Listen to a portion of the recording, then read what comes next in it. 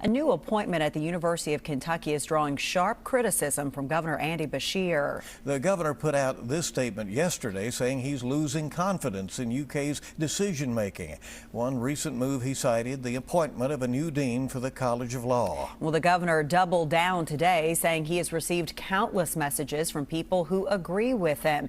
WKYT's Madison Porter talked to a political expert at UK and students within the School of Law about the governor's comments.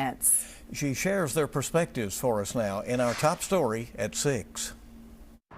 Governor Andy Beshear is questioning University of Kentucky leaders over their decision to name Greg Van Tatenhove the new law school dean. He wrote in a post on X that he's losing confidence. Van Tatenhove is a UK alumnus and now a district judge for Eastern Kentucky. In 2020, Van Tatenhove ruled that religious schools could still have in-person classes, going against Beshear's request to begin virtual instruction to combat COVID-19. Political science professor Stephen Voss says Beshear's concern is most likely less about this specific appointment and more about the broader future of higher education. Republicans fighting to reshape higher ed, which they view as liberal-leaning, and Democrats trying to preserve usually higher ed as it has existed. He says it's not uncommon to see elected leaders weigh in, especially if they are considering a run for higher office. There are few issues voters care about more right now than education. Law students that I spoke with believe the governor should have had private conversations before making a public statement,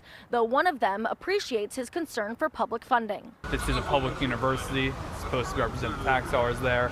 But at the same time, there is also an administrative position where the administration itself needs to be able to do its business without political interference.